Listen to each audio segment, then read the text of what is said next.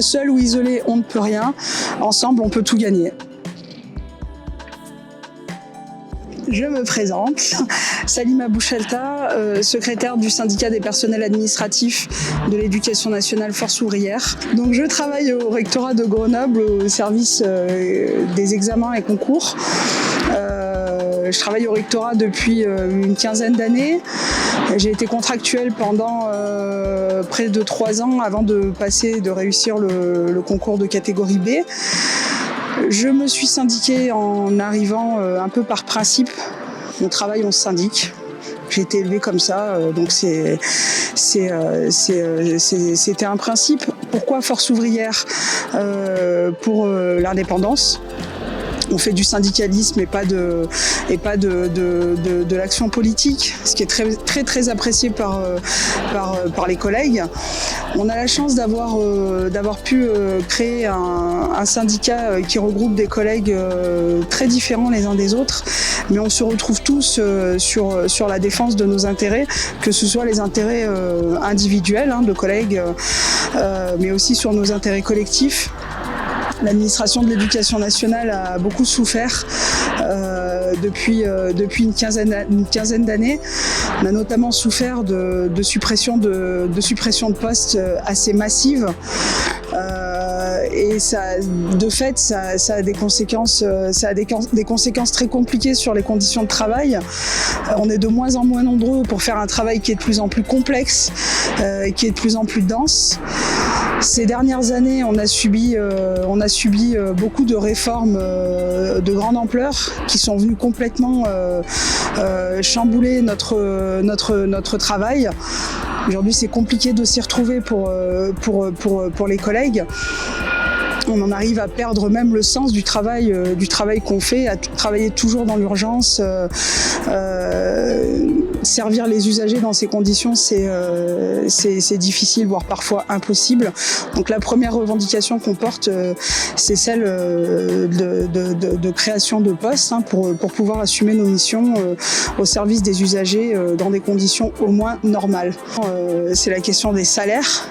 Dans l'éducation nationale, on a des fonctionnaires, pour la plupart, en tout cas quel que soit le statut des personnels. Ce qui sert de référence pour définir le montant du salaire, c'est le point d'indice. Alors le point d'indice est gelé depuis très longtemps maintenant, depuis plus de 10 ans. Donc quand on combine ça avec le contexte général qui est celui de l'inflation, de la hausse des prix, de fait ça paupérise les personnels comme l'ensemble des fonctionnaires. Mais ça vaut pour toutes les catégories de personnel. Prenez même un cadre dans l'éducation nationale, ce qu'on appelle un cadre, c'est un personnel de catégorie A. Aujourd'hui, il commence sa carrière avec un traitement qui correspond à 113% du montant du SMIC. Donc autant dire niveau attractivité, c'est pas au niveau des salaires que ça se fera. Et conditions de travail. Quand on a à la fois des suppressions de postes qui ont rendu le travail très compliqué, très difficile, mais aussi, et on lie aussi ça à la question des salaires, parce que de fait, quand on dit qu'un cadre dans l'éducation nationale, il commence sa carrière avec un traitement qui correspond à 113% de la valeur du SMIC, c'est pas attractif. Donc de fait, on a beaucoup de postes vacants et pourtant il faut bien que le travail se fasse. Tout cela, ça conduit à des conditions de travail qui sont tellement dégradées que depuis 3-4 ans maintenant, on a l'impression d'un espèce de burn-out généralisé. On voit des collègues perdre pied littéralement au travail, des arrêts maladie se multiplier. Et parfois même des situations encore plus dramatiques avec des suicides, des tentatives de suicide. On a une expression qui revient de plus en plus souvent dans la bouche des collègues, c'est le syndrome France Télécom. Et le schéma qu'on applique aujourd'hui à l'éducation nationale, c'est malheureusement le schéma qui a été appliqué à France Télécom pour transformer cette grande entreprise publique en Orange. C'est la fin du management moderne, dit moderne, management agressif, qui a beaucoup abîmé les relations de travail entre les personnels et qui malheureusement n'épargne personne. Là encore, y compris les collègues qui font de l'encadrement, des chefs de service, des chefs de division, subissent des pressions en permanence. Donc ça rejoint aussi une revendication qui est celle de la défense du temps de travail. Aujourd'hui, on a un temps de travail qui n'est plus réglementé, c'est-à-dire que des personnels peuvent être sollicités le soir, le week-end, quand ils sont en vacances ou même quand ils sont malades. Et ça, c'est une dérive qui est inacceptable et contre laquelle il faut se battre collectivement.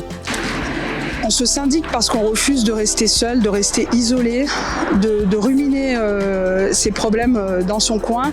Seul, on ne pèse rien face à notre administration. L'administration, pour nous, c'est notre patron.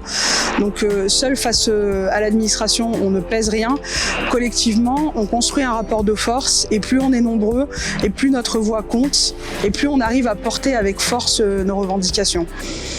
Le Spazen FO, on peut nous trouver dans des permanences qu'on tient à la Bourse du Travail ou au Rectorat de Grenoble et très facilement sur Internet, Spazen FO Grenoble. Vous avez un site internet qui regroupe tous nos communiqués, tous nos articles, mais aussi les grilles de rémunération et les contacts de tous nos représentants qui peuvent vous accompagner ou même vous écouter ou vous conseiller pour toute question concernant votre carrière ou vos conditions de travail. On peut aussi nous joindre par téléphone au 06 45 06 96 31. On peut aussi nous joindre par mail, bien sûr, à l'adresse contact.spazenfo.grenoble@gmail.com.